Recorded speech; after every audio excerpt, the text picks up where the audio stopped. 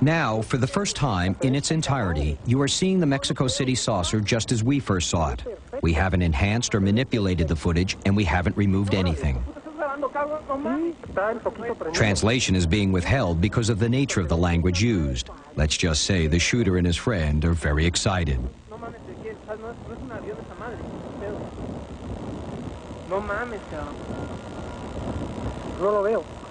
What do you think? Is this hard and fast evidence of an extraterrestrial invasion? Is it a hologram? Or an experimental craft deployed by the military? Or is it indeed a most elaborate hoax? Here's what we found out. The footage was delivered anonymously to Jaime Maussan's offices at Televisa. Now we are taking the footage to Propulsion Aviation and video analysts for their opinions. Allison Holloway interviewed David Froning, who is a propulsion engineer and 30-year veteran of McDonnell Douglas. What's your best guess at what this is? I think it's an intelligently controlled craft. It looks like it's being propelled by what we call field propulsion, a propulsion or a mode of impulsion which we ourselves have not fully developed yet. This country has built vehicles that are lenticular in shape, just like that. They're driven by high-performance gas turbine engines that can kind of fly around in the sky just like this did. So you're telling me that we have something in existence like this already that looks, what, like a flying saucer? It looks like that, it wobbles like that, right. But it makes a lot of noise. But we don't have anything that's silent. Nothing like that's this. silent. When I sat down here and you said, look at this tape, the first thing you said to me was, look how close it is to the ground. And you didn't think it meant to be that low to the ground. Tell me about that. Well, it was just an intuition. That I got the feeling that for a short interval of time, the craft was actually slightly out of control. In fact, that might have been the reason that it had to drift so close to the ground. The wobble that it's making, drawing on all your experience, does it look to you like it's out of control? Well, the wobble at the onset looks like an object suspended by a string. But then when you test it, it's not that. Also, many other videos of UFOs wobble like that.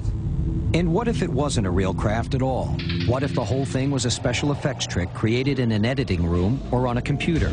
We took the footage to Ray Raimondi and Fred Giaratana, who are special effects supervisors at the award-winning commercial division of Digital Domain, the company responsible for the special effects in the movie Titanic. Fred, smoking gun or hoax? Definitely smoking gun. Why the glint in your eye? Because I'm very excited to see this. It's to me, it's the most compelling footage that I've seen. This might be the one that we've been waiting for. Ray, smoking gun or hoax? Really good hoax.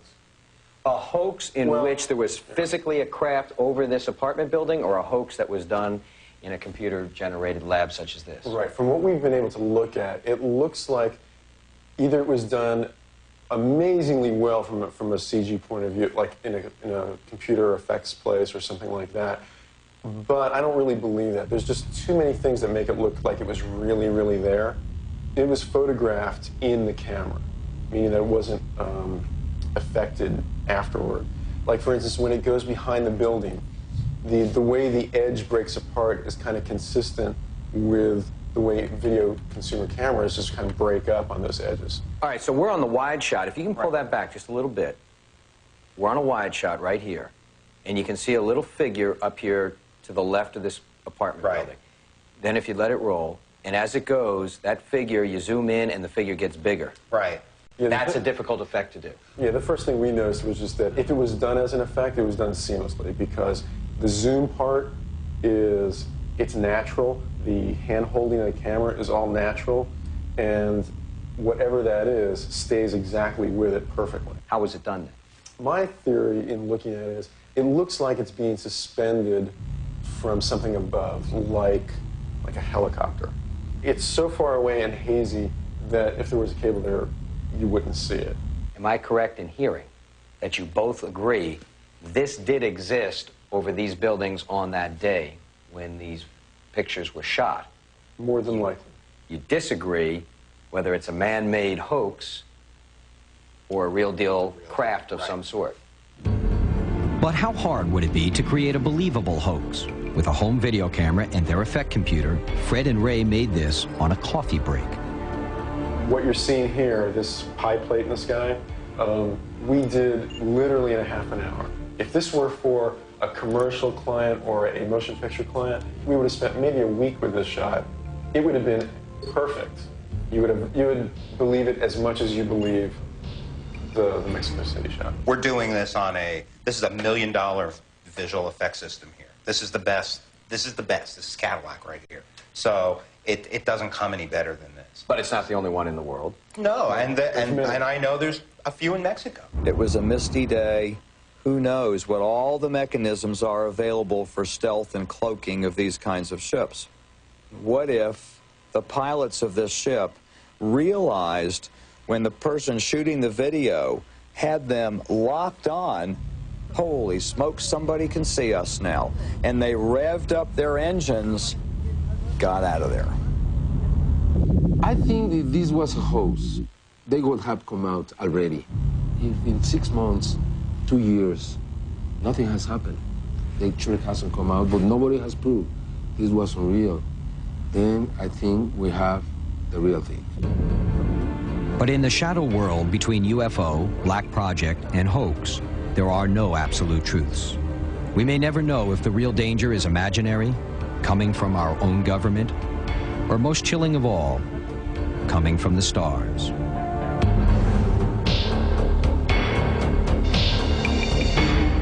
So are we any closer to understanding what it was that flew behind this luxury high-rise and then disappeared, as Annie last said, in an eerie purple haze? Do we yet have a grasp of what it is the people of Arizona have been seeing in their skies? The answers are as complex as the events themselves, but the events offer us a significant call to action, to be more vigilant, discriminating, and perhaps more concerned about